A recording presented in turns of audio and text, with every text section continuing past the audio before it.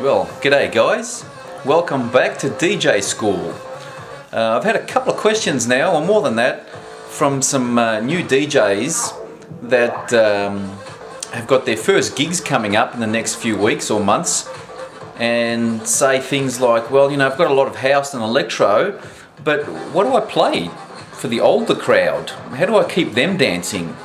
And questions like, well, you know, when do I play the good stuff? Do you save your good stuff until the end? When do I play it? So, in other words, you want to know how to construct a set.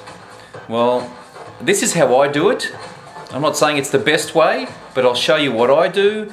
Use it, don't use it, use bits of it, use all of it. I don't really care.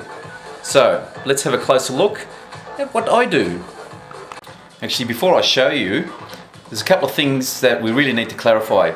Obviously, it depends on what sort of a party you're doing. So in this example, the most popular parties around here are 21st birthday parties. So you're going to get a mixture of people there. You're going to get, you know, 50-50 oldies and youngies.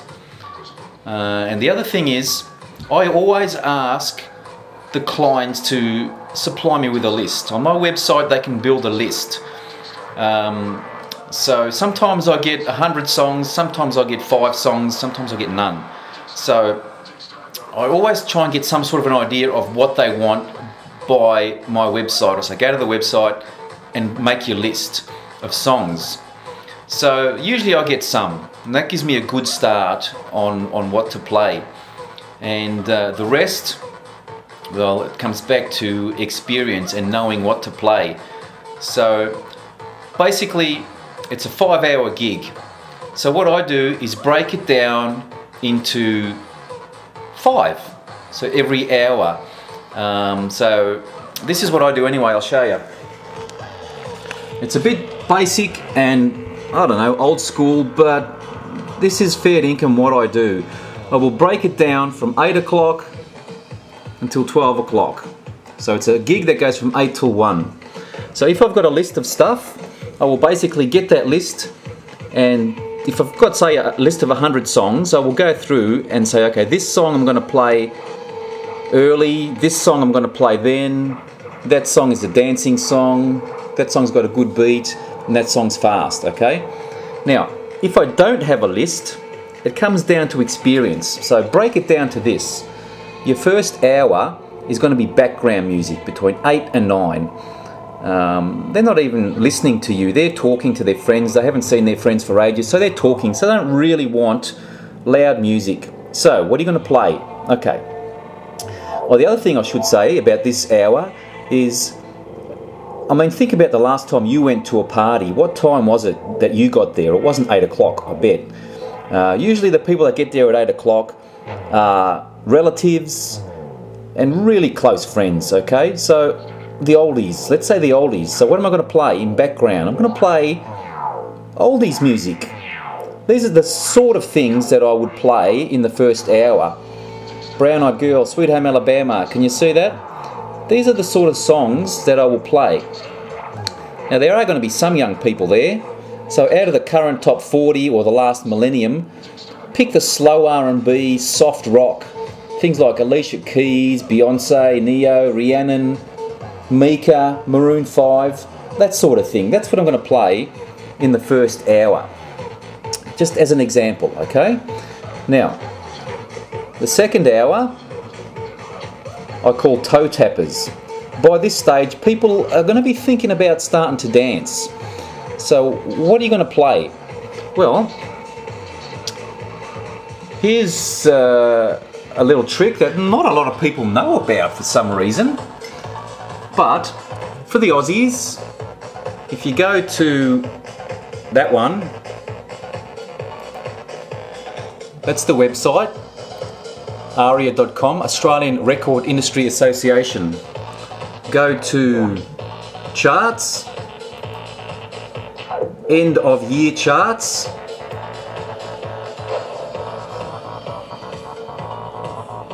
okay, now we've got the end of year charts starting from 2008. This website goes to 1988. Now what I do, it's a 21st birthday party, So I'm thinking the parents are going to be at least 50, mid 40s to 50, and so are most of their rellos. So most people are really into their music when they get to about 15 or 20 years old. So I like to go back 30 years, and let's see if we can find 1988. Okay, 1988 to 1996 charts, top 50. So each year is listed. So what I would do, I would go there to 1988 and have a look at what was big in 1988. I've had the time of my life. Now, is that a toe tapper? Would I play that at 9 o'clock in the morning? 9 o'clock at night? No. Simply Irresistible, Robert Palmer. Now there's a toe tapper. I would definitely play that. I'd put that on the list. The Flame, maybe not. I Should Be So Lucky, Kylie Minogue. Definitely play that one. That's a toe tapper. What a Wonderful World, Louis Armstrong, maybe not. Never Gonna Give You Up, Rick Astley. Okay, that's the sort of thing I would put in there. Toe tapper. Now that's just 1988. Let's go back and just flick through the last, through that area there, 1996. What was popular in 1996? Macarena, maybe not at 9 o'clock. Killing Me Softly.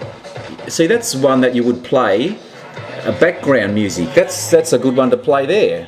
It's nice and soft, people know it. But how bizarre. OMC, perfect. Toe tapper, put that in there. Okay, this is how I make my playlist. I kid you not. So you go through there and pick the songs that were big, when the parents were at university or school, that sort of thing. That's what I would be playing there. That's what I call toe tappers. So go through the charts.